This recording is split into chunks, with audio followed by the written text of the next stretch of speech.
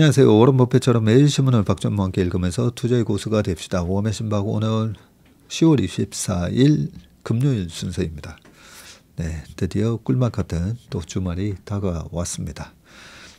자, 오늘도 웜의 소통을 바로 들어가겠습니다. 웜의 소통하고 오늘은 또 많은 분들이 좋아하시는 하지원 교수님의 또 마음상담소가 있습니다. 자, 마음상담소의 내용이 뭔가 봤더니 또 이 실패한 제목이 이렇습니다. 실패로 힘들어하는 이에게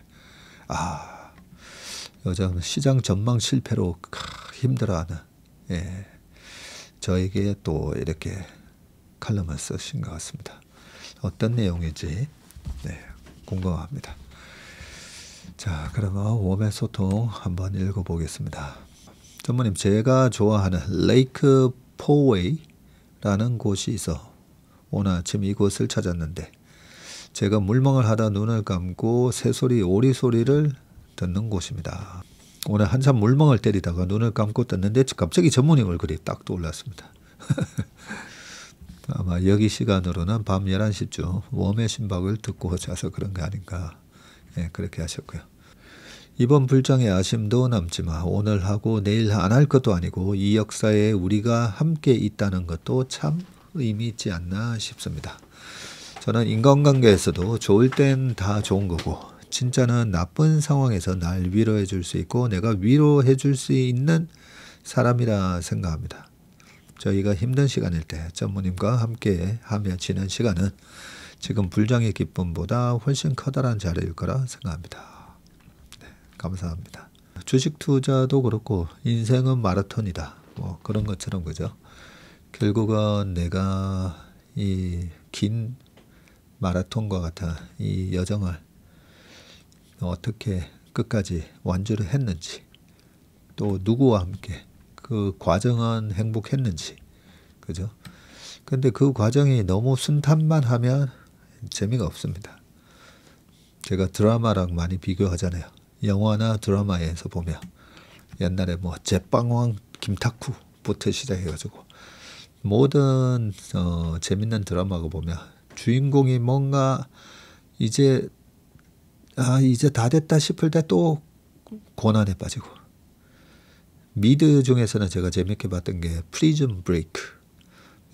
이제 탈출하나 싶었는데 그 형의 또 뭐 실수로 또 좌절되고 그러면 또 그 좌절 뒤에 또 도전하고 좌절되고 도전하고 좌절되고 그래서 우리가 너무 실패나 좌절이나 고난에 대해서 너무 심각하게 받아들일 필요가 없는 게 그게 마음대로 되지는 않지만 내 인생의 드라마를 상상을 해보시면 그래서 나라는 홍길동이라는 인생이 이렇게 말 그대로 정말 드라마틱하구나. 내 인생이 참 재밌는 인생이구나. 다른 사람들이 봤을 때 고난이 오고 또 도전하고 또 어쩔 때는 성공도 하고 실패도 하고 그런데 그 드라마가 우리가 드라마가 재밌는 이유가 영화 미션 임파서블 우리 톰 형님이 그 영화에서도 고난에 빠지고 악당들의 이 반격 그런 거에서 그걸 헤쳐나가고 결국은 해피엔딩 그죠? 그러면서 해피엔딩으로 끝났을 때 그 영화 보고 나올 때 굉장히 뿌듯하고 내가 그 영화 속의 주인공이 된 것처럼 참 즐겁습니다. 그래서 내 인생의 드라마는 결국은 주인공은 나예요. 주인공도 나고 PD도 나고 연출도 나입니다. 그죠? 수많은 주변에 조연들이 있으시지만 결국은 주인공은 납니다. 근데 어떤 고난이나 실패를 드라마나 영화로 생각하시면 돼요. 실패랑 고난이 없는 드라마는 너무너무 재미없습니다. 그죠? 시드모아 내년 봄에 전무님 찾아뵙는 게 목표입니다. 오랜만에 들어오네요. 이제 좀 적응해서 정신 차리고 있습니다. 앞으로 더 열심히 공부해야겠어요. 하루에 일과가 되었습니다. 전무님 머리색이 가을색과 참 어울립니다. 네, 염색이 많이 풀려가지고요. 노래졌었는데 어제 머리를 깔끔하게 이발을 했습니다. 거의 한 2달마다 가거든요. 어제도 삼성증권에서 행사가 있어서 갔다가 돌아오는 길에 약간 짬이 나더라고요. 저녁 때 고객 가족분들하고 저녁 약속이 있었는데 그 시간까지 잠깐 짬이 나가지고 얼른 미용실 가서 머리를 잘랐습니다. 근데 참 희한하게도 그 미용실의 원장님은 늘 가면 지난 2달 전에 제가 얘기해 준 종목으로 이번에도 크게 수익을 봤다고. 이번에는 거의 2배 먹고 판 주식이 하나 있었거든요. 네, 그러면서 또 그걸 팔고 제가 뭐 삼성바이오 같은 거, 네, 삼성바이오 같은 거 100만 원. 그래서 100만 원 밑에서는 못 샀지만 지난번에 이제 삼성바이오 같은 게 이제 곧 거래 정지가 되다 보니까 그때 삼성바이오 얘기하고 왔는데 또 그거 팔고 삼성바이오를 샀더니 또 10몇 % 수익 났다고. 네, 늘 보면 이게 아다리가 잘 맞아서 그런 건지 그분의 제복 때문에 그런 건지 네, 또 아니면 그런 거 있잖아요.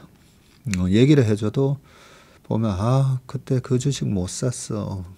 그거 샀다가 너무 빨리 팔아먹었어. 딱 오를 때 팔아버리면 바람에 못 먹었어. 근데 사실 대부분은 10명 중에 9명은 그러니까 그리고 또는 아예 얘기를 안 하죠. 먹은 건 아예 얘기 안 하고 네, 터진 것만 얘기하고. 저희 회사에 한 몇 주 전에 오신 분도 한 2주, 3주 되신 것 같은데 계속 이래 한숨을 쉬시는 거예요. 네, 그래서 왜 그러냐 했더니 전무님이 조정 올 것 같아 해서 이번에 못 샀다는 거예요. 그러면서 계속 한숨을 푹푹 쉬셔서 그래서 제가 그러면 지난번 4월 8일 날 시장이 폭락했을 때 트럼프가 만들어준 대박엔 세일에 이렇게 이제 V자로 급등할 거라고 했는데 그때는 사셨냐 했더니 그때도 안 샀다는 거예요. 그래서 제가 이런 분들은 그냥 그거 의사결정을 못하는 결정장애라고 우리가 얘기하잖아요. 그냥 결정장애 뭔가 액션을 해서 이게 실패로 돌아올까봐 결정장애 분이신데 그냥 계속 한숨만 쉬고 내가 어떤 의사결정을 하지 않는 거에 대한 계속 이제 핑계거리를 찾는 거죠. 계속 핑계거리. 그래서 저희 회사에 오신 거는 정말 다행이라고 생각을 했는데 계약서 줬고 실제로 운영을 시작했는지는 또 모르겠어요. 설명 다 들으시고 안 하셨을 것 같기도 하고. 근데 그런 분들은 아예 그냥 성격이 안 맞으니까 접근만 하셔도 될 것 같은데 또 뭐 이래저래 요즘 주식시장 좋다 뭐 이러면 또 거기에 또 해야 되나 하고 또 와서 근데 결국은 너무 이렇게 마음이 소심하신 분들은 사실 안 하시는 게 맞습니다. 안 하시는 것도 아예 이쪽 세계를 근데 주식은 안 하시는 것도 참 제가 보면 너무 안타깝잖아요. 그렇게 해서 돈의 가치는 내가 아무리 열심히 일해도 돈의 가치가 계속 물가 상승 자체가 이제 계속 돈의 가치가 떨어지는 거니까 자산 가격이 달리는 것보다 내 소득이 더 늘어나는 속도가 느리다 보니까 평생 그렇게 해서 내가 원하는 나의 살지 그런 게 마련이 어렵다 보니까 그런데 또 한편으로 보면 뭐 집 없으면 어떻습니까, 그죠? 네. 제가 늘 뭐 느끼지만 저희 축구하는 분들 보면 축구 그 자체가 엄청 재밌거든요. 한 번 나가서 거의 뭐 한 30만 원에서 40만 원 한 번 나가면 골프 치면 한 3, 40 깨지잖아요. 근데 축구 1년 회비가 30만 원, 40만 원인데 훨씬 재밌습니다. 축구가 운동도 되고. 그래서 우리가 꼭 돈이 그렇게 많아야 되는 건 아닙니다. 주식은 스킬보다 심리가 중요하다는 말이 있는데 시간이 지나면서 점점 더 그 말 맞다고 생각합니다. 네. 오늘도 처음부터 끝까지 열심히 들었습니다. 아유, 이렇게 열심히 들어주니까 고맙습니다.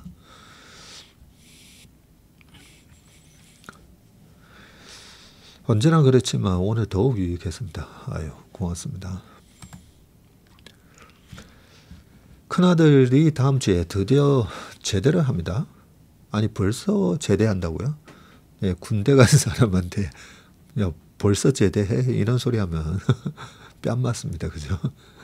네, 군대 시간은 정말 안 간다고 그러지 않습니까? 그죠? 아들도 채슬리로 인도하고 있습니다. 채밀턴에 대해서 아들과 주식 이야기 나눠보는 게 제 바람입니다. 하셨습니다. 네, 나중에 아드님 우리 회사에 인턴 한번 해보라고 얘기하세요. 1시간 1분 40초 큰 도움을 받는 소중한 시간입니다. 하셨고 전문의 프랑스 화가 폴 고갱의 이야기를 다시 꺼내 보게 되었습니다. 고갱은 한때 주식 중개인으로 성공하다가 시장의 폭락과 함께 나락으로 떨어졌던 사람입니다. 그랬던 것 같기도 한데 주식 중개인이었었군요.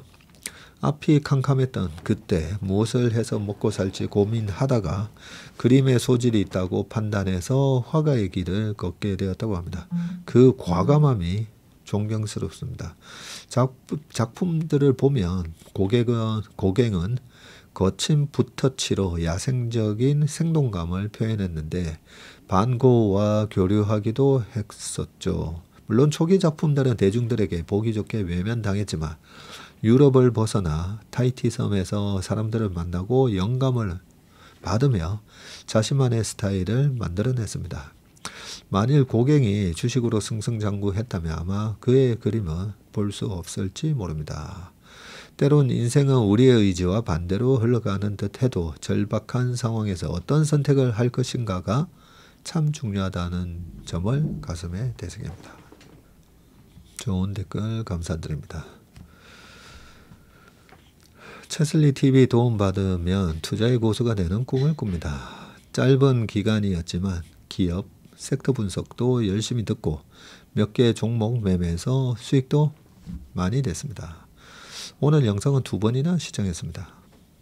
아마 어제 제가 5가지 원칙 말씀드렸잖아요. 그죠? 네.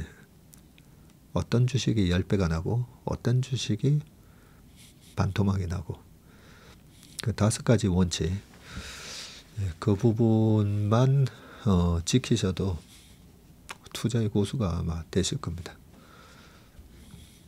저번에 러닝타임 너무 웃겨요. 하셨고 중국 관련 기사를 볼 때마다 무섭네요. 노인 돌봄에 관심이 많은데 일본에서 입는 아주 간단한 로봇을 착용하고 노인들을 돌보는 것을 보고 휴머노이드 웨어러블 로봇에 관심을 갖다 모닝브리프에서 로보티즈 듣고 조금 사봤습니다. 앞으로 계속 모아보려고 합니다. 조금 가벼워지려는 노년을 기대하며 네. 주식 투자가 참 얼마나 좋습니까? 그죠? 이렇게 세상이 어떻게 변화되는지를 참 알 수가 있고 기술 발전 그리고 이 주식 시장에서 참 많은 사람들이 희노애락이 있고 심리가 어떤 식으로 막 또 몰려다니기도 하고 공포와 탐욕과 조급함과 여러 가지 심리가 교차하면서 이 사람이란 존재는 어떤 존재인가? 여러 가지 이제 인문학적인 걸 많이 또 배우게 됩니다. 역사와 심리 등등. 2차 전지와 바이오가 가면 코스닥이 오를 것 같아 코스닥 좀 담았는데 전무님도 담으셨더라고요. 와, 실력이 조금은 늘었나 봅니다. 요즘에는 급등락에도 마음에 요동이 별로 없네요. 어제 신문 기사 코멘트 너무 좋았습니다. 채슬리 시청하면서 시장을 종합적으로 해석하는 힘이 조금씩 늘어나는 걸 느낍니다.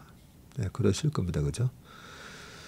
네, 신문을 보면서 어떻게 해석을 하고 또 아침에 모닝브리프에서 미국 시장에 있어서의 여러 가지 이슈들 그리고 이슈가 된 종목들 어떤 이유로 오르고 내렸는지 그게 단순한 변동성 때문에 오르고 내린 것을 억지로 이유를 갖다 붙이는 경우도 있고요. 정말 우리가 놓치지 말아야 될 그런 약간의 이게 하나의 트리거가 되는 뭔가 시장 급등과 급락의 트리거가 되는 뉴스들도 가끔씩 있습니다. 종목별로도 트리거가 되는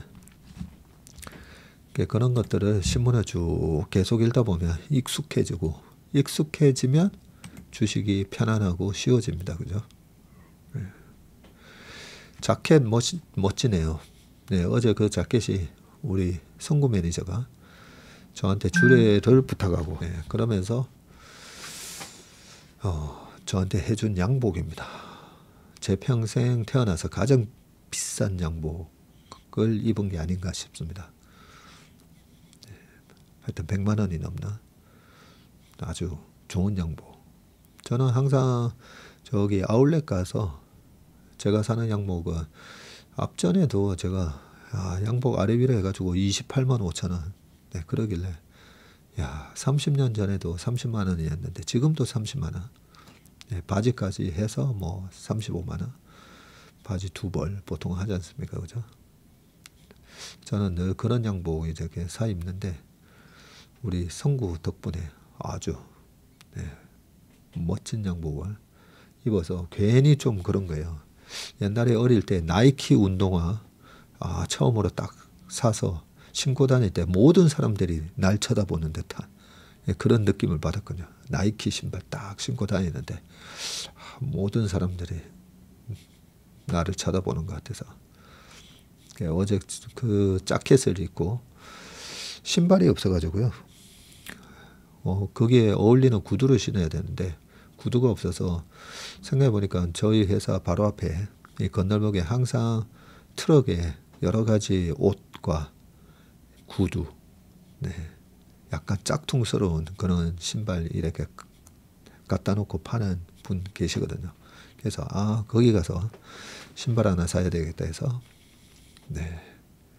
7만 원짜리 신발 하나 사서 그러고 어제 삼성증권 행사에 전문인 길어도 좋습니다. 요즘 계좌가 신고가입니다. 반도체 좀 조정 중이라 살짝 밀렸지만 시장이 좀 더 힘을 내주면 곧 2년차 수익금만으로도 채슬리 1인 맡길 수 있을 듯 합니다.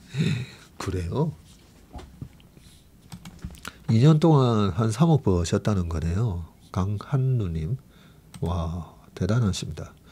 그러니까 요즘은요, 우리 워맨신박의 모닝브리프도 그렇고 댓글들 읽어보면 그냥 우리 채슬리 TV의 이 댓글들 보면 우등반 그죠? 고등학교 때 자율학습할 때 약간 이렇게 전교에서 한 50등 100등 안에 드는 50등 이렇게 드는 학생들만 또 따로 우등반 이렇게 자율학습 따로 운영하기도 했었는데 요즘 저희 댓글 보면 우등반 거의 우등반 분위기잖아요. 고수분들이 계속 많이 탄생하고 계시다 이 느낌을 받는데 축하드립니다. 패딩 잘 받았습니다. 의도치 않게 아내랑 커플룩이 생겼습니다. 벌써 요즘은 택배가 빨리 간다, 그죠? 거의 뭐 하루 만에 간 것 같네요. 자, 감기 드신 분들 보승회가 마곡역점에 오셔서 얼큰 순대국밥 드세요. 얼큰 수육도 좋아요. 감기 금방 나와요. 채밀턴 분들은 사장님 찬스로 편육 서비스 드릴 거예요. 전문의 채슬리 팀과 함께 오세요. 회식 한번 쏘겠습니다. 우리 캐시라떼님이 마곡역점에 보승회가 제가 지난주 토요일날 축구하고 어디서 식사할래 하다가 거기 교대역, 교대역하고 서초역 그 중간에 보승회관이 있거든요. 그래서 제가 날도 이제 쌀쌀해졌는데 보승회관 가서 국밥이나 먹을까 하고 갔었거든요. 마곡역점에 있으시단 말씀이시죠. 저희 채슬리 FC가 있습니다. 주중에 여기저기 도장 깨기 하러 다니는 채슬리 FC 풋볼 클럽 있는데 저희가 우장산역이나 이쪽 가양, 개화, 인천 쪽에도 가끔씩 원정 경기 뛰러 나가는데 가게 되면 꼭 한번 들리겠습니다. 마곡역점이란 말이죠. 아니면 우리 채밀턴 분들하고 한 번씩 이 번개를 이렇게 가게 하시는 분들 댓글에 올려주세요. 댓글에 올려주시면 이게 지역 거점이 되지 않습니까? 그죠? 그러면 언제 몇 월달 며칠에는 이 보승회관 마곡역점에서 우리 만납시다 해가지고 뭐 같이 점심이나 저녁 먹으면서 이런저런 주식 얘기나 인생 얘기 그런 얘기 하는 약간 증식 포장마차 약간 이런 개념으로 좋네요. 꼭 한번 가도록 하겠습니다. 근데 우리 채밀턴 분들 대상으로 자 우리 여기 마곡역점에 몇 날 며칠 한번 모입시다 하면 이 가게에 너무 박 터질 것 같은데요. 아무튼 출동 한번 하겠습니다. 그랬더니 우리 탑엔더님이 여기 사장님이셨군요. 매일 점심 산책 걷는 길인데 다음 주 화요일 점심 때 국밥 도전해 볼게요. 마곡역점. 하여튼 제가 조만간에 한번 들리겠습니다.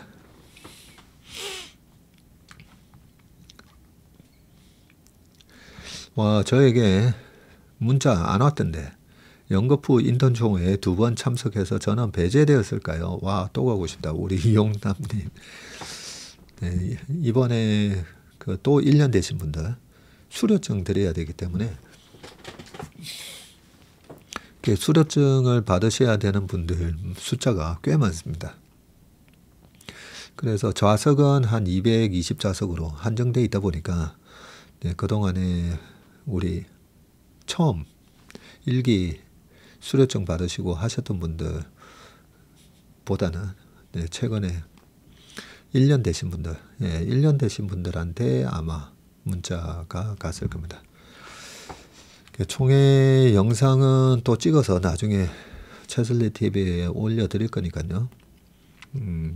총회는 못 오시더라도 월간 전망 때 한번 오시든지 아니면 보승회관 마곡점에서 한번 만나시죠. 원칙을 지키고 사는 건 쉬운 것 같지만 어려울 것 같다는 생각이 드네요. 수익 내고 잃지 않고 그러더니 보이는 거 참고 견딘다는 것이 어느 증권사라고 말하긴 그렇지만 사실 이번 랩이 조금 늦게 성원이 되니 담당자가 전화해서 채슬리가 이번에는 어쩌고 저쩌고 그래서 채슬리 연역과 수익률과 앞전 인피니티 때까지 쫙 말해주니 아무 말도 안 하더라고요. 다른 회사 랩을 해보자는 권유였었는데 이건 아니지요. 사실 네, 저희 이 채슬리 TV를 큰 증권사 PB분들도 이제 많이 듣고 하시는데, 이 증권사에서는 아무래도 막 회전이 좀 빨리 돌아가야 되다 보니까 네, 조금이라도 그래도 영업에 도움되는 걸 이렇게 권유하기도 합니다.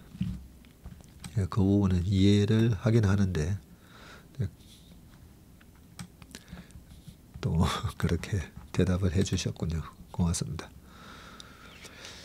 인턴총회 참석자 친정어머니 모시고 대구에서 내일 하루 일찍 서울 가서 창덕궁도 들리고 DDP 바스키아 전시도 갈 예정이에요. 숙소를 마포 가든 호텔로 예약했는데 전문의 최애 오딱도 꼭 먹으러 가야겠어요. 그 친정 어머님하고 네, 그 오딱 꼭 드셔보세요. 바로 그 뒷골목 뒷문으로 나오셔가지고 그 골목길에 있습니다. 한 번도 제가 모시고 간 분들 중에 한 번도 실패한 경우가 없습니다. 다 좋아하셨어요.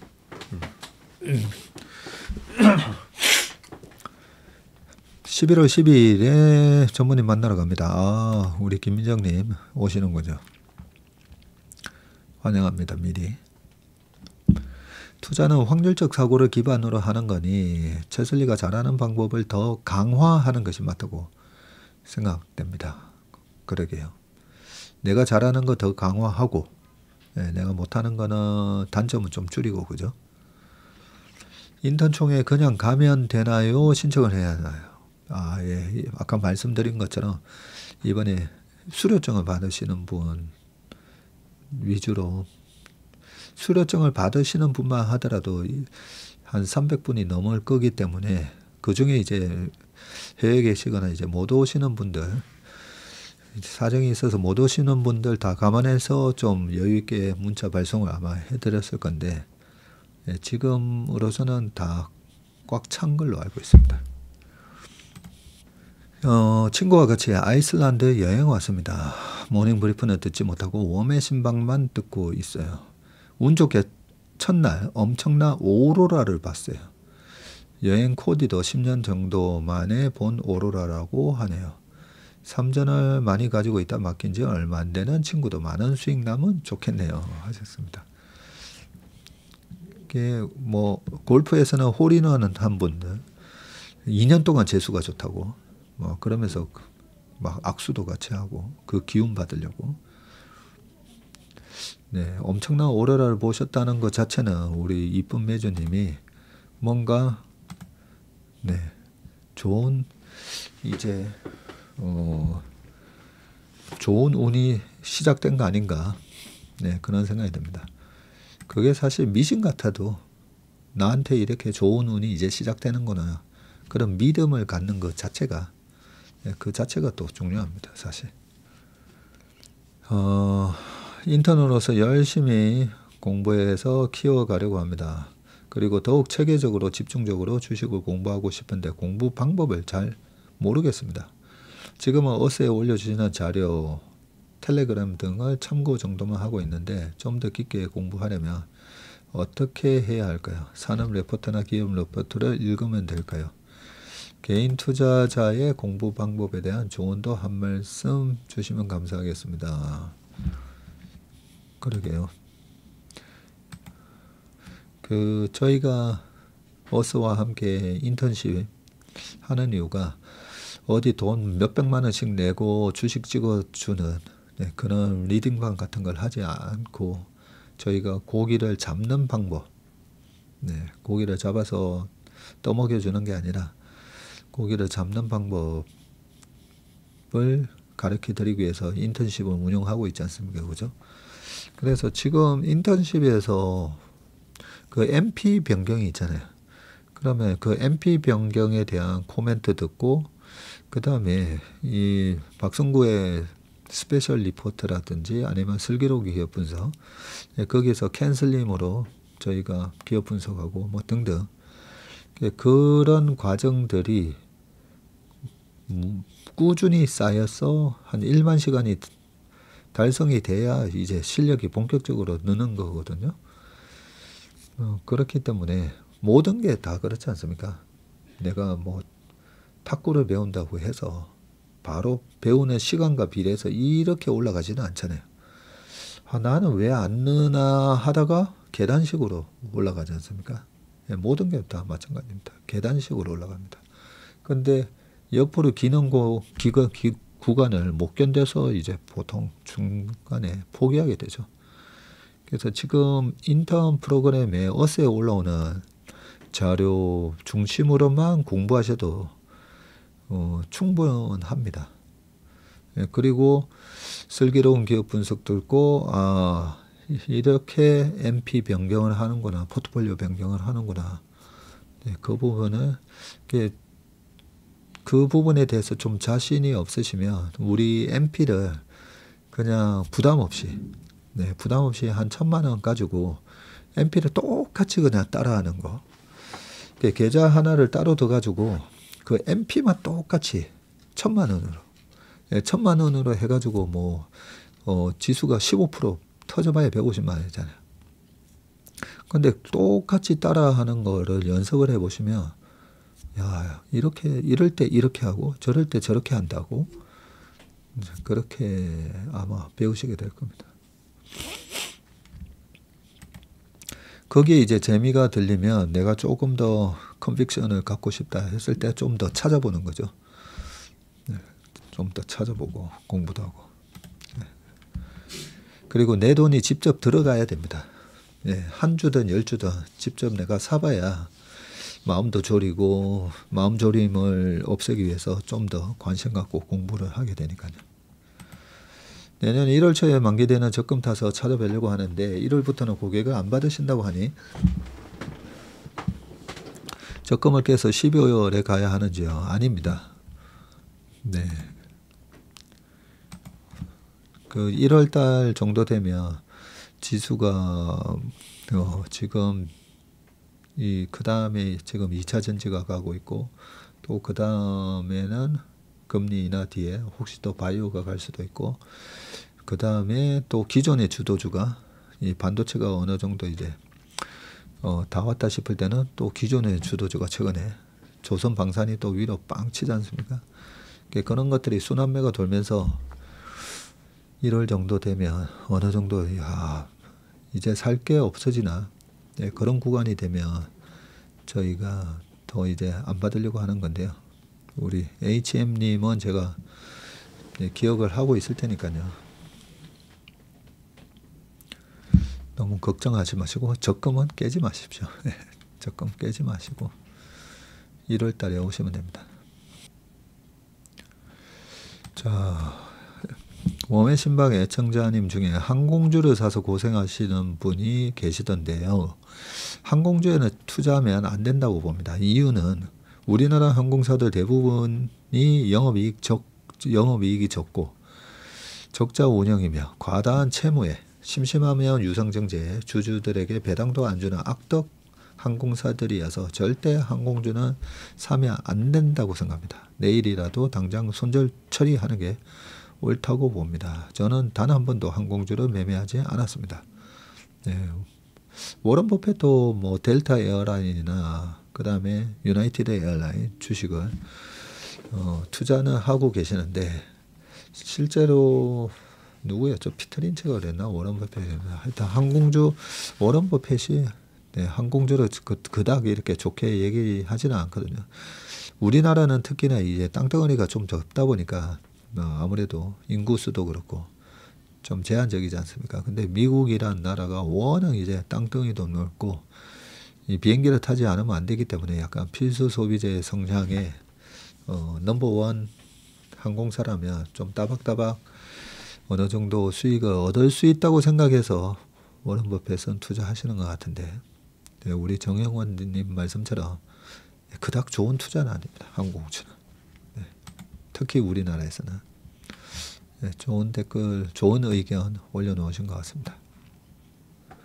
전무님 만나 뵙고 전무님 비염이 계속되는 이유를 알았습니다. 신경성입니다. 신경성. 인턴 5개월 차에 마이너스 계좌가 색깔이 바뀌었네요. 20일자로 수익이 아직 작긴 하지만 빨간 계좌가 되어 일임하는 그날을 고대하며 열공하고 있는데 내년에 신규 받지 않을 거라 듣다가 깜짝 놀라서 글을 남겨봅니다. 하셨는데, 네, 그때 되면 시장 상황에 따라서, 네, 시장이 너무 과열이다 하면 일시 중단할 거고, 저희가 1조 이제 다 차서 중단을 하게 되면 저희 고객분들 중에 보면 이 마음이 조급해가지고 중간에 이렇게 이탈하시는 분들이 꼭 있습니다. 네. 2, 3개월을 못 넘기고 이탈하시는 분들이 계시거든요. 그런 분들이 계실 때마다, 네, 또 추가로 저희가 고객을, 네, 받을 생각이니까 이렇게 미리 댓글 남겨놓으신 분들은 제가 다 기억을 하고 있겠습니다. 오순웅 님 같은 경우에도. 그러니까 절대 저희 회사에 또 오려고 마음 급하게, 조급하게 마음 안 먹으셔도 됩니다.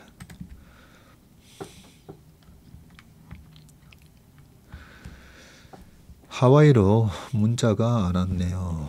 오늘은 문자를 못 보았는지 애공하셨고, 오늘 킨텍스 아데스 2025 보고 왔는데 요즘 LIG 넥스원이 주가가 약해서 전시부스 직원들께 물어보니 아주 자신감 넘치시네요. 매출이 늘 거라고 힘없고 집에 갑니다. 그래서 이런 거 한번 가보시는 게 좋아요. 그죠?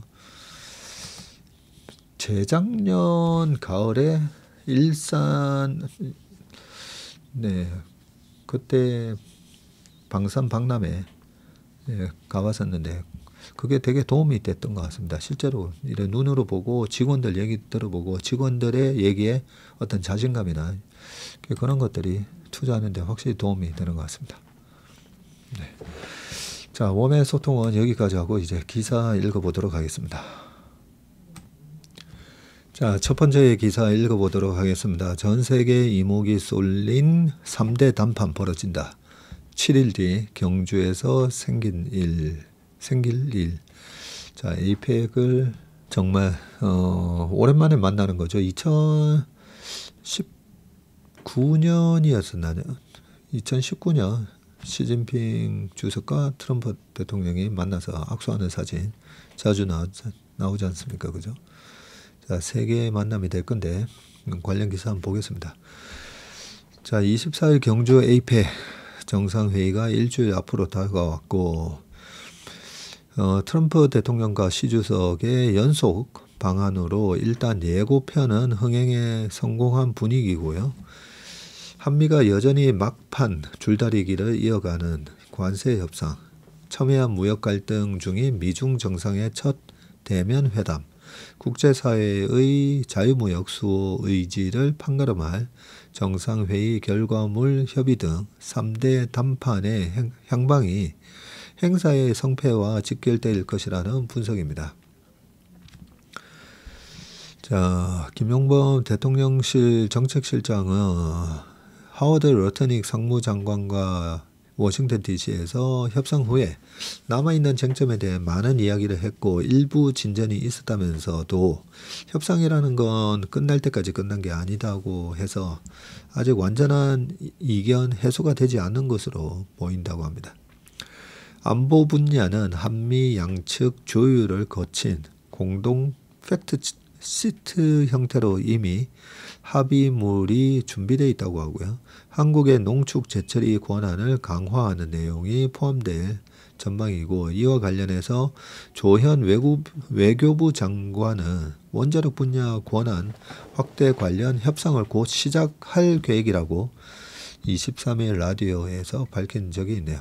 다만 안보 분야 합의는 관세 협상이 타결돼야 함께 공개될 수 있고, 관세 협상의 결과에 따라 자칫 트럼프를 국빈으로 초청해 놓고 가시적 결과물은 내지 못하는 상황이 될 수도 있습니다.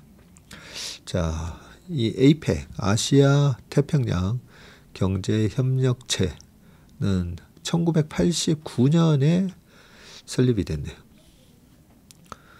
아시아 태평양 지역의 경제협력체, 균형 있고 포용적이며 지속 가능하고 혁신적이며 안전한 성장을 추구하고 지역 경제 통합을 가속해서 영내 번영 증진을 목표로 하고 있습니다. 매년 에이펙 21개 회원 중 하나가 에이펙 회의 주최 및 해당 연도에 에이펙의 의장 역할을 수행하고 2025년 의장국이 우리나라 한국입니다.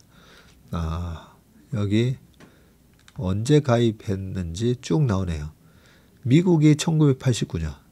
결국은 미국 주도로 해서 만들었나 보다. 그죠? 89년. 멕시코가 93년, 캐나다도 89년이네요. 중국이 91년이고요. 일본, 대한민국, 태국 전부 89년. 브루나이도 89년. 말레이시아, 인도네시아, 싱가폴, 호주, 뉴질랜드 전부 89년. 그렇게 먼저 에이펙을 만들고 그 다음에 이렇게 파푸아 뉴기니, 중국, 러시아는 1998년, 대만, 홍콩은 91년, 칠레는 94년, 페루는 98년. 네, 이런 식으로 추가 가입국이 있었다. 그죠? 자, 2023년 기준 이 전 세계 대비 비중입니다. 이 에이펙 가입 국가의 비중이 인구는 37%나 되고요. 그리고 상품 교역량은 49%, GDP는 무려 61%나 됩니다.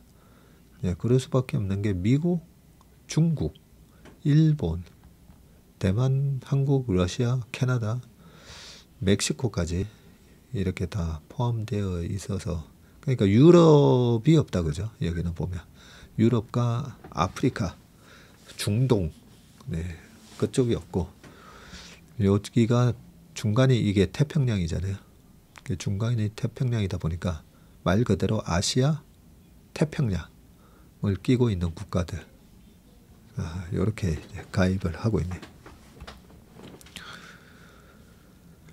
자, 뭐 이런저런 아직 쟁점을 찾지 못하는 부분도 있고 한미 조선업 협력을 뭐 견제하는 부분도 있고, 이런저런 말들이 많은데, 이왕휘 아주대 교수나 미국과 중국의 상이한 메시지를 전달할 경우에 불필요한 오해를 불러일으킬 수 있는 만큼 한미 관계의 안정화를 통한 한중 관계의 확대라는 원칙 아래 양측의 일관된 설명을 하는 것이 중요하다고 말했고, 미중 정상의 동시 방언이라는 빅 이벤트에 에이펙 정상회의 본연의 외교 경제적 가치가 가려져서는 안 된다는 지적도 나오고 있습니다.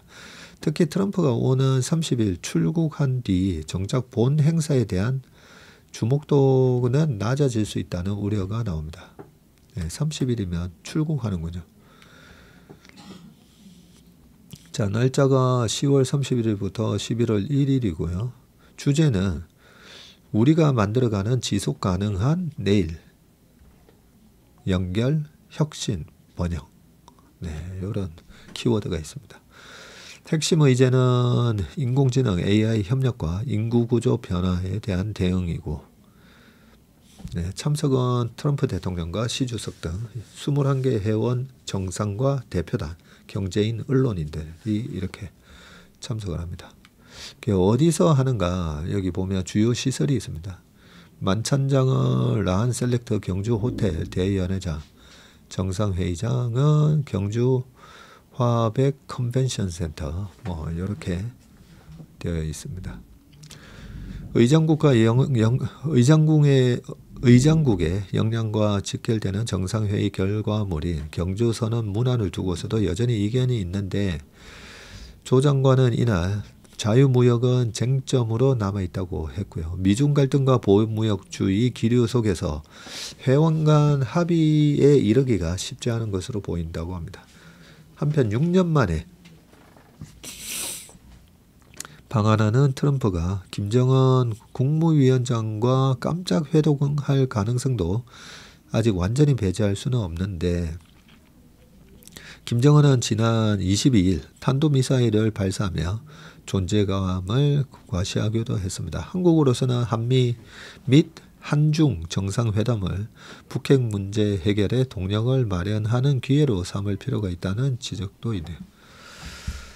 네, 에이펙 하니까 여기 보면 태평양 연안 국가들 다 모이는데 북한에서는 야 나도 있어 나도 좀 봐줘 하면서 그렇게 또 미사일을 발사하면서 이목을 끌려고 하는 모습이었습니다. 자, 두 번째 기사입니다. 시진핑 후계 작업 없이 이 4연임 행보, 미국 약점 제조 강화라는 부분인데, 자, 사진은 23일 중국 공산당 제20기 중앙위원회 제4차 전체회의, 사중전회라고 하죠. 사중전회가 막을 내렸습니다. 이 자리에서 장성민 상장? 앞줄 왼쪽에 넷째 장성민 상장이 부주석으로 승진하면서 군서열 3위로 올랐었다고 합니다. 앞줄 왼쪽에 네 번째라고요. 하나, 둘, 셋, 넷. 이분이네요. 네. 군사위 주석은 시진핑이고 그 2인자가 장류샤죠. 장류샤가 요 사진에는 안 보이는데 어디에는 아마 있긴 있을 겁니다. 여기 계시네요. 예, 장 부주석이 지난 3월 5일 전국인민대표회의 개막회의에 참석한 모습. 자, 중국이 세계시장에서 미국에 맞설 과학기술 개발 5개년 계획을 내놨고요. 23일 폐막한 당 제20기 제4차 중앙위원회 전체회의는 과학기술 자립을 목표하는 15차 5개년 2026년부터 2030년까지 이 5개년 경제사회 발전 계획의 건의안을 통과시켰다고 관영 신화사가 보도했습니다. 시진핑 주석의 4연임 행보도 시작됐는데 지난 17일 당적과 군적이 박탈된 허웨이둥 군사위 부주석을 대신해서 중립적 성향의 장성민 상장을 군 부주석에 보궐 선출하면서인데 이 장류샤 군사위 부주석과 군권 갈등설을 봉합한 것으로 풀이가 되고요. 일각에서는 제기됐던 후계자를 위한 문민 부주석은 등장하지 않았다고 합니다. 자, 회의는 허웨이둥, 마오화 등 20기 중앙위원 10명과 후보위원 4명 등 총 14명의 당적을 박탈했고요. 지난 2017년 18기 7중 전회에서의 12명을 능가하는 숫자인데 회의록에 따르면 중앙위원 168명과 후보위원 147명만 참석을 했고요. 3년 전 당대회에서 선출된 중앙위원 205명 중 37명, 후보위원 171명 중 24명이 참석하지 못했답니다. 부패 척결을 내세워 반대파를 숙청하는 권력투쟁이 막후에서 격렬하다는 방증입니다. 자, 이날 발표된 15.5 계획 건의에 따르면 중국은 첨단 기술 발전을 통한 경제 성장에 주력하기로 했고요. 과학기술 혁신을 중시하고 신흥산업을 적극적으로 발전시키는 등 미래성장 동력을 위해 필수적이라고 판단한 것인데 과학기술 발전에 주도권을 장악함으로써 오는 2035년 경제 실력과 과학기술 실력, 국방 실력 등 종합 국력과 국제 영향력에서 비약적 발전을 이루고 1인당 GDP를 중등 선진국 수준으로 올리겠다고 했습니다. 현대화 산업체계 건설과 실물 경제의 기반을 공고하게 만들겠다고도 했고요. 제조 강국, 품질 강국, 우주 강국, 교통 강국, 인터넷 강국을 빠르게 건설하며 제조업의 합리적 비중을 유지하겠다고 선언했고 미국이 취약한 제조업 기반을 바탕으로 패권 경쟁에서 우위를 차지하겠다는 취지로 풀이가 됩니다. 강력한 내수시장 구축을 위한 제안도 내놨는데 민생 개선과 소비 진작, 재화, 인적 투자를 긴밀히 연계해야 한다는 게 핵심이고 그러면서도 최근 경제 부진을 시인하는 대목도 보였는데 회의록은 고용, 기업, 시장 전망을 안정시키고 경제의 상승세를 굳히고 확대하는 데 중점을 둬야 한다면서 소비 진작을 위한 특별 조치를 철저히 이행하고 지방정부 부채 리스크를 신중하게 해결하라고 주문했다네요. 군사력 강화도 분명히 했는데 건군 100주년 내년이네요. 내후년 2027년 목표를 예정대로 달성하고 국방과 군대의 현대화를 고품질로 추진하겠다며 투쟁하면서 전쟁을 대비하고 건설하며 기계화, 정보화, 지능화의 융합 발전을 가속화한다고 제시했습니다. 알렉산더 브라운 메르카토르 중국 연구소 분석가는 중국은 미래 기술 시장을 장악함으로써 다른 나라들이 중국에 의존하게 만들고 동시에 수출 통제를 통해 지렛대로 삼겠다는 목표를 분명히 했다고 강조했고요. 박상수 충북대 교수는 경주 에이펙에 시 주석 부부가 함께 참석할지 여부와 미중 정상회담의 성패 그리고 한중 정상회담에서 한국에 제시할 카드 등을 예의주시해야 할 것이라고 말을 했습니다. 시 주석이 실각할 수도 있다.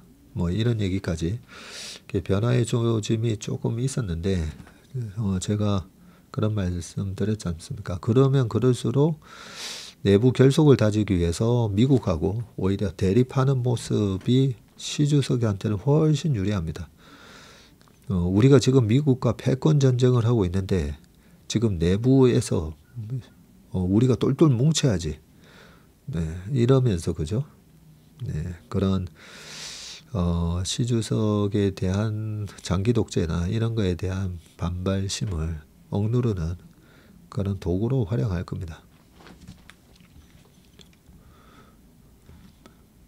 자, 그 다음 기사는요. 최병천의 퍼스펙티브, 똘똘한 한채, 쏠림 완화하고 공급 촉진형 세제개혁을 직감 얘기인데요. 이재명 정부가 취임 4개월 만에 세 번째 부동산 대책을 발표했다. 취임하신 지 4개월밖에 안 됐나요? 최근에 발표된 10월 15일 대책은 대출 규제 강화와 토지거래 허가제 대폭 확대가 핵심인데 서울 전역과 경기도 12곳을 토호제 구역으로 지정했고 토호제가 작동하면 뭐가 달라질까? 첫 번째, 갭 투자 금지, 6개월 이내 전입 의무, 그리고 2년 이상 실거주 의무, 그리고 네 번째 구청장의 허가를 받아야 되군요. 많은 사람들은 4개월에 세 번째 대책이 나왔다는 것 자체를 걱정스럽게 보고 있는데 인지심리학자인 조지 레이코프는 코끼리는 생각하지 마라는 책에서 프레임의 중요성을 강조했다고 합니다. 문재인 정부는 28번 부동산 대책을 발표했고 빈번한 대책 발표는 그 자체로 정책의 신뢰성을 떨어뜨렸고 오히려 사람들로 하여금 지금은 부동산 폭등 중이구나라는 인식을 강화시켰다고 합니다. 이재명 정부도 유사한 실수를 반복할 조짐을 보이고 있다. 그러네요. 많은 사람들이 사실 오늘 집값이 어떻게 됐나, 이번 주 집값이 어떻게 됐나, 그런 거는 따지지는 않을 건데 그 뉴스에서 이번에 이렇게 부동산 진정책 뭐를 대대적으로 발표하고 그러면 집값이 폭등하고 있구나, 그런 인식을 가질 수도 있겠네요. 자, 잦은 대책 발표는 정책 신뢰성을 떨어뜨린다라고 되어 있는데, 자, 문재인 정부 시즌2로 인식되지 않도록 이재명 정부가 노력을 해야 한다. 많은 국민이 이재명 정부도 문재인 정부처럼 대응하겠구나는 심리를 만들게 되면 그것만으로도 부동산 가격 상승으로 이어질 가능성이 높다. 왜냐하면 두 번의 민주당 정부 때 부동산 가격이 2배 이상으로 폭등하는 것을 경험했기 때문인데, 진보 정부는 모두 초기에는 투기 세력 엄단을 강조하다가 나중에는 대출 규제와 세금 인상을 통한 수요 억제에 치중을 했고 수십 차례에 걸친 대책 발표에도 부동산은 계속 올랐고 가격이 상승하면 더 강한 대출 규제와 더 많은 세금 인상으로 대응을 했다. 그러나 최종 결과는 부동산 가격의 2배 넘는 상승과 정권 교체였다. 왜 언론은 공급 확대를 강조하는데 두 번의 진보 정부는 모두 수요 억제 정책을 사용했을까? 그것은 나름의 사정이 있다. 궁금하네요. 어떤 사정이죠? 부동산 가격 안정을 위한 대응법은 두 가지가 있는데 수요 억제와 공급 확대인데 수요 억제의 정책 수단은 대출 규제와 세금 활용이고 수요 억제는 단기에 사용 가능하다. 공급 확대는 속성상 장기의 효과를 보는데 지금 의사결정을 해도 실제 공급까지는 5년에서 15년이 걸리게 되고 정부 입장에서는 부동산 상승기를 만나면 효과적인 대책이 쉽지 않은 이유다. 최근에 부동산 시장 움직임은 노무현 문재인 정부 때와 다른 점이 있는데 첫째, 똘똘한 한 채 선호 현상이 강력하고 둘째, 좋은 지역을 중심으로 가격 상승이 두드러졌고 문재인 정부 때는 코로나 유동성 국면이어서 전국적으로 2배 이상 올랐고 강남과 강북이 같이 올랐고 서울과 지방이 같이 올랐다. 지금은 다르다. 좋은 지역은 대폭 오르고 서울 외곽 지역은 전고점 대비 정체 혹은 마이너스 상황이고 노도강, 노원, 도봉, 강북 그리고 금관구 금천, 관악구로 지역이 대표적이다. 서울과 달리 지방은 미분양이 많다. 똘똘한 한 채 선호 현상은 왜 나타나는 것일까? 한편으로는 동남권 제조업 중심의 경제권이 상대적으로 쇠퇴하면서 서울 쏠림 현상이 강화됐고 다른 한편으로는 다주택자 규제로 인한 부작용 때문인데 문재인 정부 때부터 다주택자에 대해 양도소득세, 취득세, 종합부동산세 이 종부세 중과가 본격적으로 적용이 됐다. 부동산 세제는 취득할 때 취득세, 보유할 때는 보유세, 처분할 때는 양도소득세가 있는데 예컨대 양도소득세의 기본세율은 45%입니다. 문재인 정부 때부터 2주택자는 20%포인트 중과해서 65%가 적용됐고 3주택자는 30%포인트가 중과돼서 양도소득세를 75% 내야 됩니다. 지방세까지 포함하면 양도세율은 최고 82.5%. 75%에다가 거기에 또 10%, 7.5%를 더하면 82.5%가 적용되는군요. 양도소득 차액이 20억인 경우 그중 16억 5천만 원은 양도소득세로 내야 하고 남는 돈은 3억 5천만 원이다. 문재인 정부 때 지나치게 높은 양도세율은 오히려 매물 잠김 현상으로 이어졌고 취득세의 경우 조정 대상 지역 2주택은 8%, 3주택 이상은 12%의 중과세율이 적용이 됐었죠. 종부세의 경우 조정 대상 지역 2주택자와 3주택 이상 보유자에게는 최대 6%의 누진세율 중과가 적용이 됐습니다. 밑에 내용은 그 뒤로 이제 뭐 폐지도 되고 유예도 되고 자 똘똘한 한 채 현상은 다주택자 규제의 부작용인데 현행 부동산 세제는 똘똘한 한 채 촉진법의 특성을 갖게 되고요. 똘똘한 한 채 촉진법으로 인해서 강남 3구와 한강벨트로 수요가 몰렸습니다. 강남 강북의 부동산 양극화가 커졌고 서울 지방의 부동산 양극화도 커졌습니다.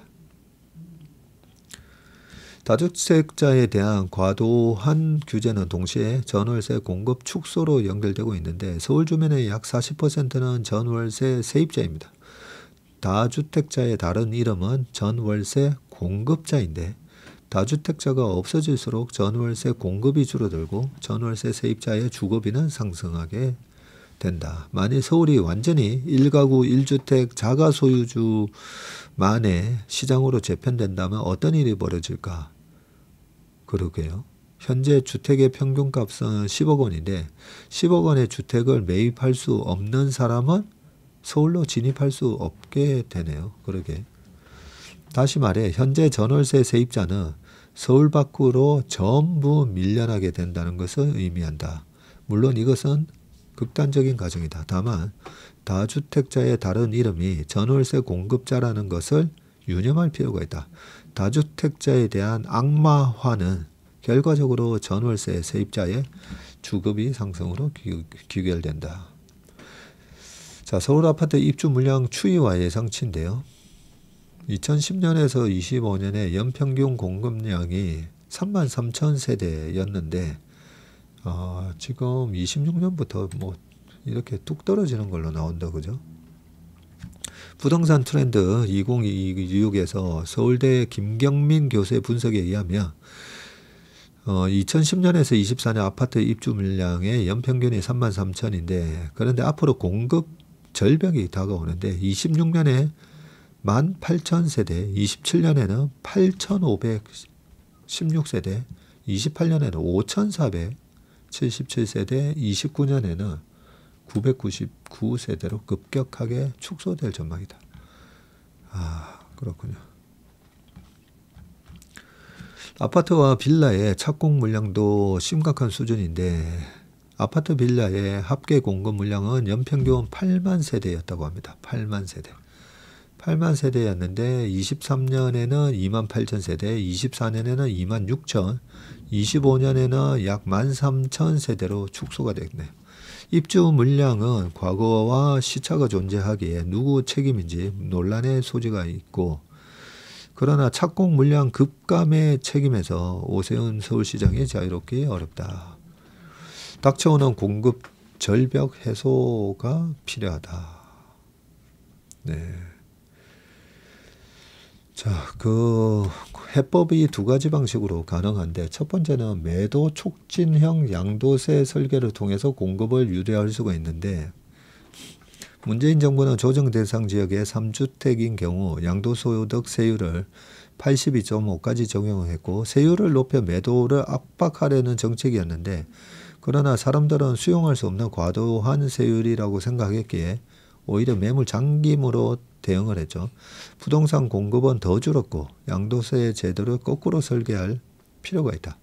현재 기본 양도세율은 45%인데 1년 이내 팔면 15%, 2년 이내 팔면 30%, 3년 이내에 팔면 45%를 적용하는 것이다. 그러게요. 이러면 매물이 많이 나올 것 같은데 문재인 정부의 양도세 정책이 결과적으로 매물 잠김을 촉진하는 접근이었다면 파격적인 인하는 매도를 촉진하는 양도세 설계다. 많이 나올 것 같은데 이러면 서울 집값이 한 방에 잡히겠는데요.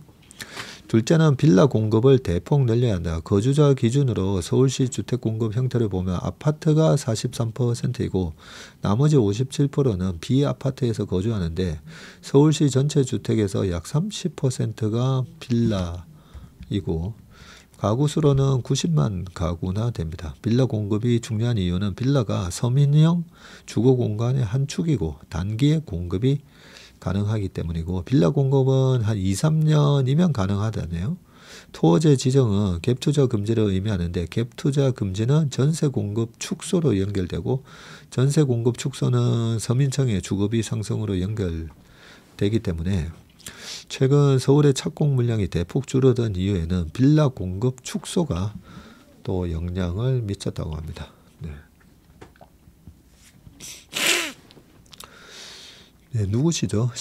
최병천 신성장경제연구소 소장님이 하신 얘기네요.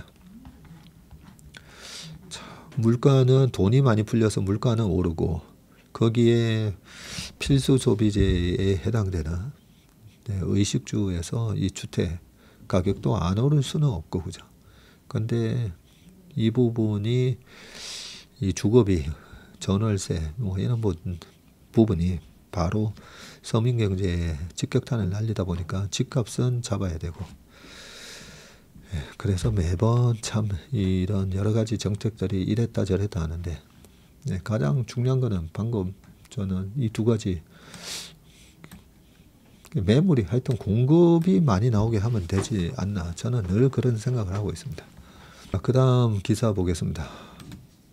자, 박철환의 마켓나우, 미국과 중국 사이 한국의 배터리 카드.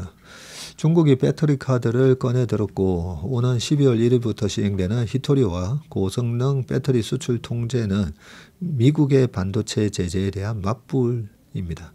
물리적 세계에서 작동하는 이 피지컬 AI 시대에 아무리 강력한 칩을 만들어도 전력이 없으면 무용지물이 되고 미래 기술 패권의 두 축인 초고성능 반도체와 2차 전지가 정면으로 맞붙고 있습니다.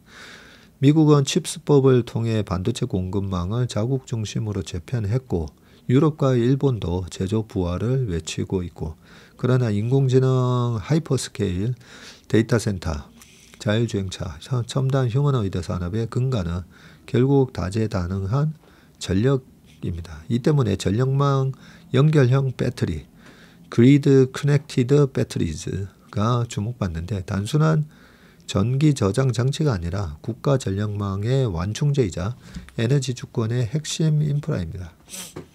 중국 배터리 산업의 영향력은 절대적인데 배터리의 핵심 소재인 양극, 음극, 활물질, 전구체의 대부분을 중국이 공급하고 중국은 고성능 단셀, 유닛셀과 관련 생산 설비까지 수출 통제 대상에 포함했고요. 이는 미국의 반도체 전략 무기화와 같은 효과를 내는 중국의 배터리판 칩스법이다. 고성능 단셀은 같은 무게로 기존 대비 훨씬 많은 전력을 저장할 수 있어서 전기차가 한번 충전으로 더 멀리 갈 수 있게 하는 핵심 기술이라고 합니다.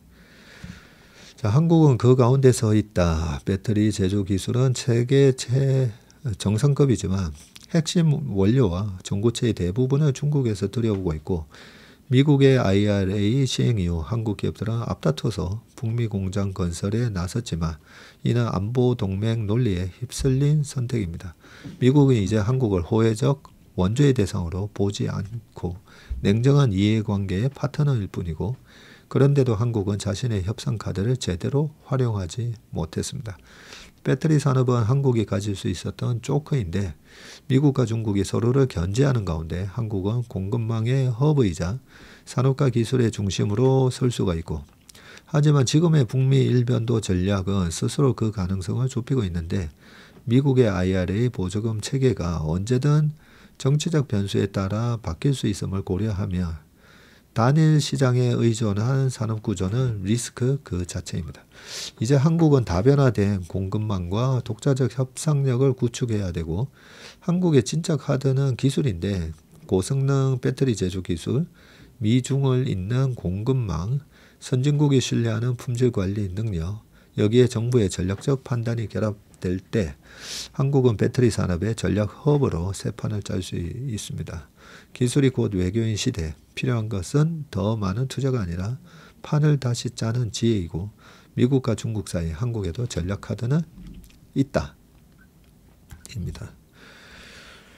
자, 전기차가 캐점을 잘 벗어나고 있고 또 ESS라는 엄청난 또 성장 모멘텀이 발생했고 거기에다가 미국이 중국을 견제하고 반대로 미국이 반도체를 견제하는데 중국은 또 이렇게 배터리 소재로 견제를 하고 있고, 분명히 거기서 이도 저도 좀 눈치를 보는 제3국가를 비롯해서 그러면 한국 배터리를 쓸까? 그래서 약간 어부지리가 되고 있다고 제가 말씀을 드리고 있는데요.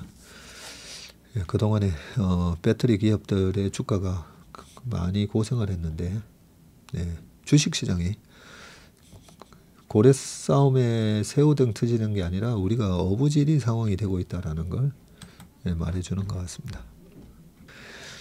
자, 또 무거운 기사 하나인데 중앙시평 위기는 다시 온다.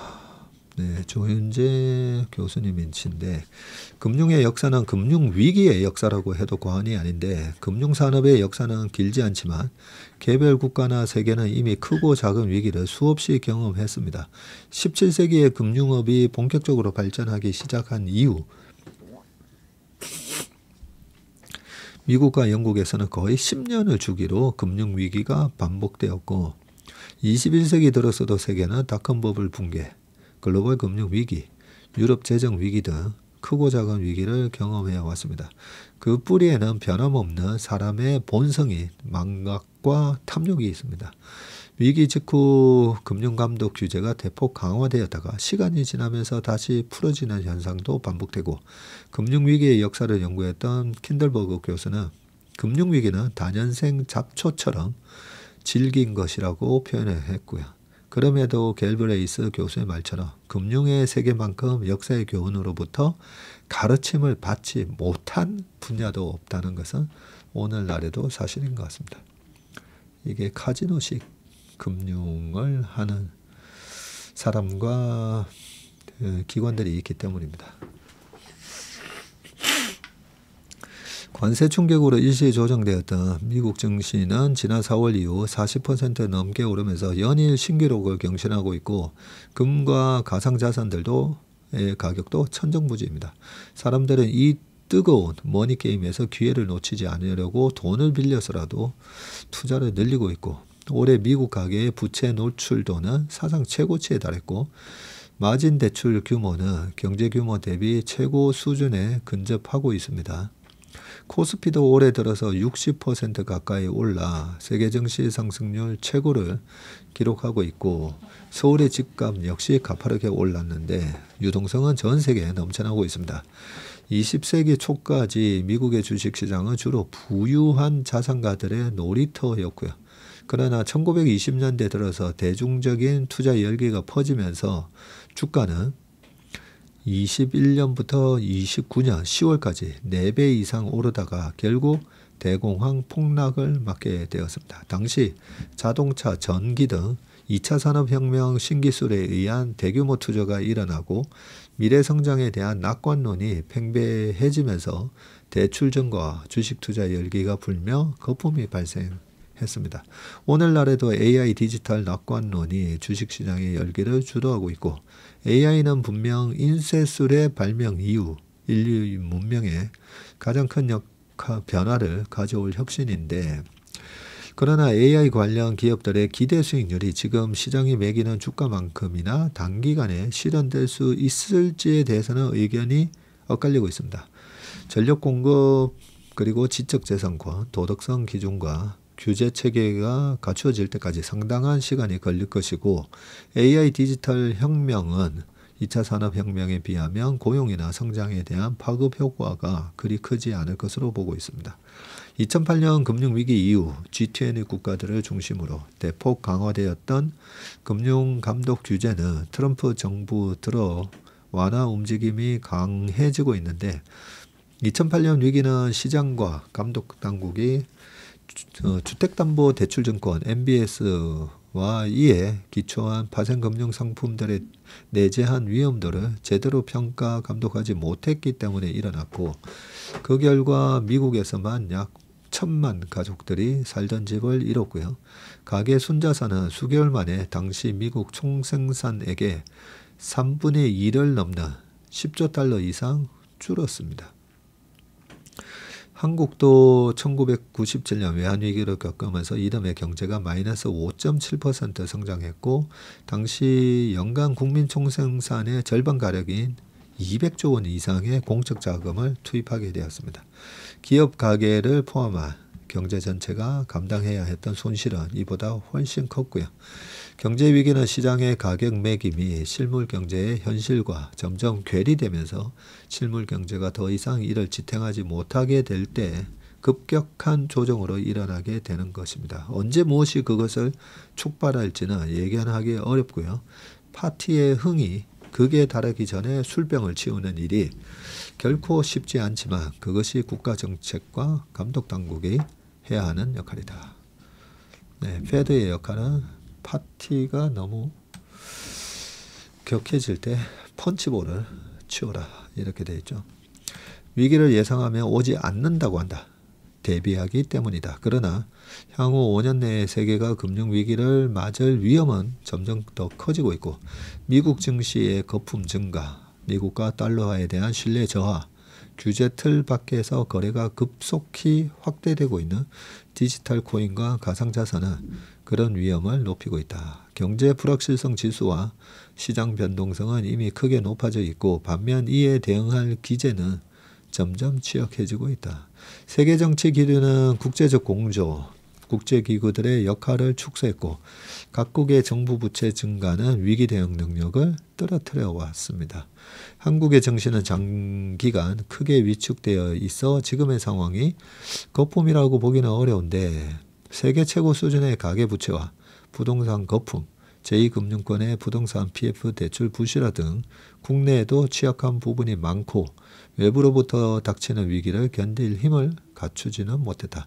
지금은 안전장치를 강화하고 방어벽을 쌓아야 할 때이다. 재정, 통화 정책 모두 안정적 기조가 최선이다.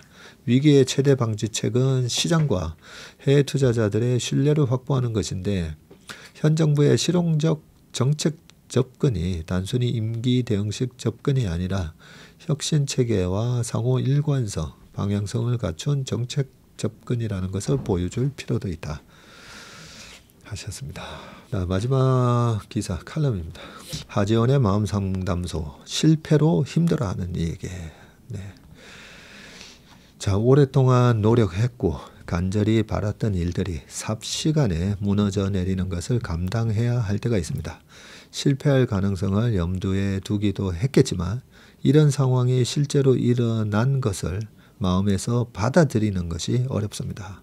순조로워 보였는데 그렇게나 노력했는데 원하던 결과가 이제야 손에 잡힐 듯 했는데 그간의 시간과 노력이 무의미하다는 생각은 견디기 어려운 절망감으로 이어집니다. 내가 겪은 실패도 다시 처음부터 뭔가를 시작해야 하는 이 상황도 새로운 기회에 도전하려는 자신의 결심도 모두 싫습니다.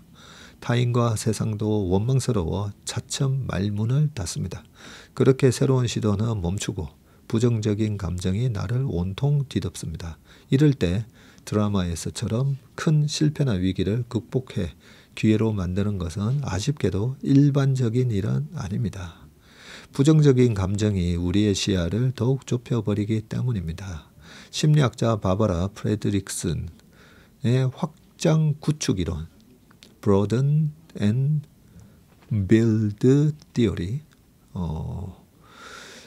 입니다. 이 영향력 있는 이론은 긍정 감정은 우리 시야를 넓히지만 부정 감정은 그 반대의 일을 한다고 합니다. 사람들은 긍정적인 감정이 커져 있을 땐 나무보다 숲을 볼 수 있습니다. 더 많은 사람들과 연결하려 하고 새롭고 유연하고 창의적인 방식으로 문제를 해결할 수 있습니다. 반면에 부정적인 감정이 커져 있을 때는 숲이나 나무는커녕 풀뿌리 하나하나를 들여다보는데 시간과 에너지를 쏟습니다. 지엽적인 부분에만 몰두하느라 전체의 흐름을 자꾸 놓치게 됩니다. 나의 세상이 점점 좁아집니다. 실패를 경험한 직후라면 마음 안에 부정적 감정들이 커지는 것은 자연스러운 일입니다. 당분간은 그 감정들을 알아봐주고 돌봐야 합니다. 그러나 그 그림자가 원치 않게 길어지고 짙어진다면 수많은 기회를 그대로 흘려보내게 됩니다. 이때에는 조금 다른 시도를 해야 됩니다. 제가 좋아하는 치료 기법 중 10년 후 지금을 돌아보기 질문이 있습니다. 잠시 함께 생각해 보시면 좋겠습니다. 먼저 이 글을 읽는 분께서는 10년 후 나이가 어떻게 되실까요? 그때의 나이에서 지금을 돌아볼 겁니다. 잠시 시간을 들여 이 세 문장을 완성해 보세요. 나는 땡땡땡을 생각하느라 너무 많은 시간을 보냈다. 나는 땡땡땡을 하는데 충분한 시간을 보내지 않았다. 3번 만약 시간을 되돌릴 수 있다면 내가 달리 행동하고 싶은 것은 땡땡땡이다. 나의 시간을 어디에 더 사용해야 할지 이제 머릿속에 그 지도가 그려집니다. 생각이 아니라 행동입니다. 이런 간단한 질문만으로도 각자의 지도가 그려지는 이유는 우리 마음이 사실 준비하고 있었기 때문입니다. 부정감정에 머물러 있는 것이 아니라 행동하기를, 직접 행동하며 다시 긍정감정을 불러일으키기를, 더욱이 비록 실패에 이르렀지만 내가 지나온 모든 과정들 역시 나의 머릿속에 굉장한 지도를 남겨두었습니다. 내가 그 시간 동안 해온 문제 해결의 과정들이 고통을 감내하고 마음을 다스리려 했던 그 모든 시도들이 내 뇌의 배선을 바꾸어 두었습니다. 그럼에도 여전히 실패의 고통으로 마음이 움직여지지 않는다면 부정적인 감정을 일순간 낮출 수 있는 마법 같은 단어가 있습니다.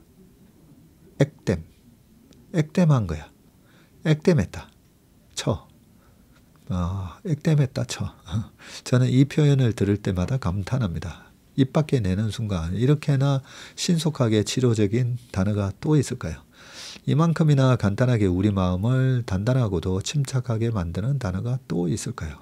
그 일이 순조롭게 잘 되었다면 더 나쁜 일이 일어날 수도 있었잖아. 지금 실패한 게 나은 것일 수도 있어 하며 가볍게 정신 승리해 주세요. 실패 경험을 지나치게 이상화할 필요까지는 없습니다. 그저 그 실패가 마음에 끼치는 영향력을 무효화하는 것입니다. 너무나 기대했던 일들이 눈앞에서 좌절되었다고 너무 오래는 슬퍼 마세요.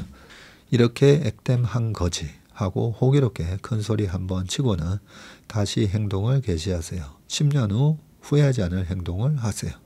내가 그동안 쌓은 덕이 있어 내가 너무나 열심히 살았어서 운명을 관장하는 신께서 팔꿈치로 나의 옆구리를 은근하게 밀었다 생각해 주세요. 그렇게 내가 잘못 가려던 방향을 옳게 틀었다 믿으세요. 왜냐하면 정말 그렇게 열심히 살았으니까. 후회 없이 최선을 다했으니까. 옳게 틀어진 방향에서 새로운 지도를 들고 예상치 못한 인연을 만나고 예상치 못한 경험을 하세요. 빛나는 숲을 눈에 가득 차게 담으세요. 그제서야 떠올리시겠죠. 이곳에 오기 위해서였구나. 그때 내가 실패한 것은.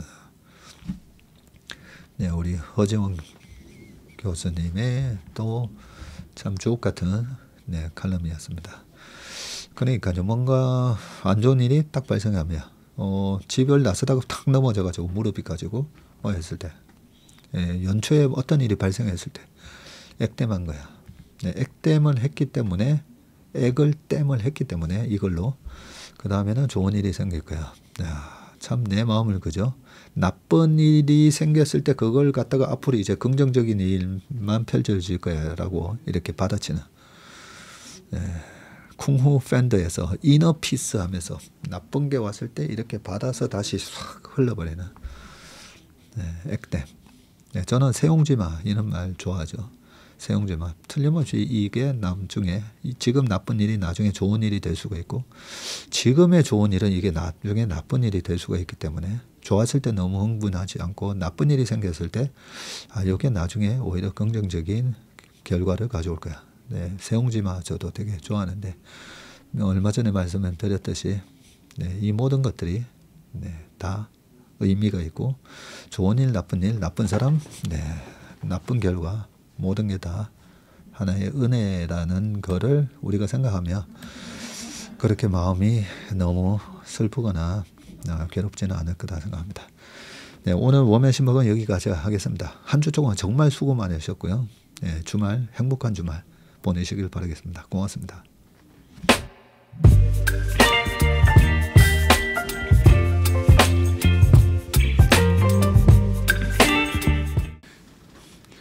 안녕하세요. 채슬리 투자자문의 박세익입니다. 최근 저와 채슬리 이름을 도용해서 투자 사이트라든지 밴드, 텔레그램, 카톡 채널 등에서 이 리딩방으로 유도한 뒤에 금전적인 피해를 입히는 이 사칭 사례가 빈번하게 지금 발생하고 있습니다. 저를 비롯해서 저희 채슬리 투자자문의 임직원들은 SNS나 온라인 채널 등을 통해서 일체의 투자자문 활동을 하지 않고 있습니다.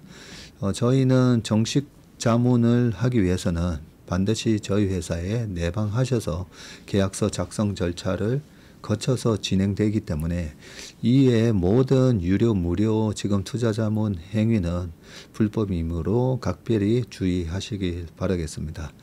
의심스러운 채널이나 메시지를 받으시면요, 피해를 방지하기 위해서 즉시 신고하시거나 삭제하시길 바라겠습니다.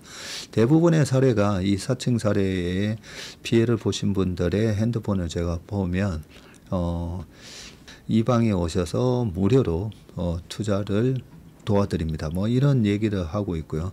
거기에 보면 어떤 밴드로 특정 밴드로 유도한 다음에 돈을 송금하라고 되어 있습니다.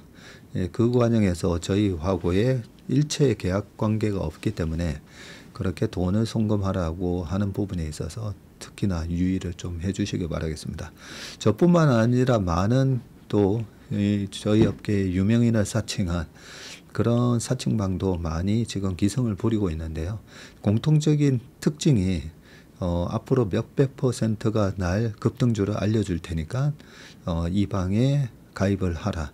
그러고 난 다음에 금전적인 부분을 갖다가 송금을 요청하는 그런 형태의 수법을 쓰고 있기 때문에 그렇게 무료로 주식을 알려드립니다. 이런 문자를 받으시면 바로바로 삭제를 하시길 바라겠습니다. 저희 채슬리와 채슬리 임직원들을 많이 사랑해 주시는 저희 채슬리의 고객분들 그리고 저희 채슬리의 이 구독자분들이 이런 사칭 피해가 일체 발생하지 않기를 바랍니다. 그러면 여러분들의 가정과 일터에서 항상 평화와 행복이 가득하시길 기원합니다. 감사합니다.